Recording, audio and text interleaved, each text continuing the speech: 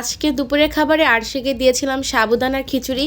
এই সাবুদানার খিচুড়ির রেসিপিটা তোমরা অনেকেই চেয়েছো। আজকের ভিডিওতে তোমাদের সাথে শেয়ার করব যেভাবে আমি আরশির জন্য সাবুদানার খিচুড়িটা তৈরি করি। সাবুদানার খিচুড়িটা যা যা উপকরণ দিয়ে তৈরি করব সেইগুলো আমি প্লেটে নিয়ে নিলাম। অনেক বেবিরাই আছে খিচুড়ি খেতে চায় না, তাদেরকে কিন্তু এই সাবুদানার খিচুড়িটা দিয়ে দেখতে পারেন, অনেক বেশি পছন্দ করবে এবং বাচ্চাদের ওজন বাড়াতে খুব ভালো সাহায্য করবে।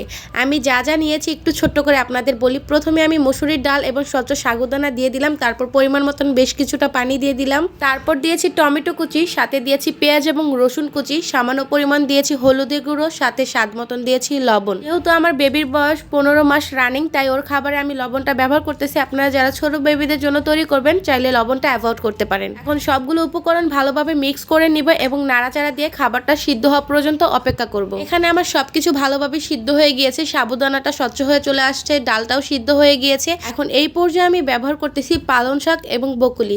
শাকটা খুব তাড়াতাড়ি সিদ্ধ হয়ে যায় আর বকুলিটা সিদ্ধ ছিল, সেই জন্য আমি লাস্টে ব্যবহার করেছি।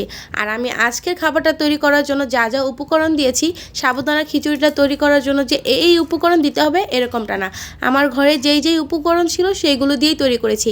আপনার হাতের কাছে যেই সবজিগুলো থাকবে সেইগুলো দিয়েই তৈরি করতে পারেন। এখন খিচুড়িটা আমি চুলার উপরে রেখে কিছুক্ষণ রান্না করে নিব। এই তো খিচুড়িটা আমার তৈরি হয়ে গিয়েছে। এখন আরশির জন্য খাবারটা পরিবেশন করতেছি। অনেক বেবিরাই আছে দানাদার খাবার খেতে চায় না, এটা অনেক আপুরাই বলে থাকে। তারা কিন্তু চাইলে এই সাবুদানার খিচুড়িটা দিতে পারেন। সাবুদানাটা রান্নার পর খুবই পিচ্ছিলে হয় আর বাচ্চারা খুব সহজে গিলতে পারে, সেই জন্য বলা। খাবারটা আমি প্লেটে সার্ভ করে নিলাম ঠান্ডা করে। এখন রুমে নিয়ে আসলাম আমার মহারানীকে খাওয়াবো বলে। এই তো খুবই সহজ এবং সিম্পল ভাবে আপনাদের সাথে শেয়ার করলাম সাবুদানা খিচুড়ির রেসিপিটা।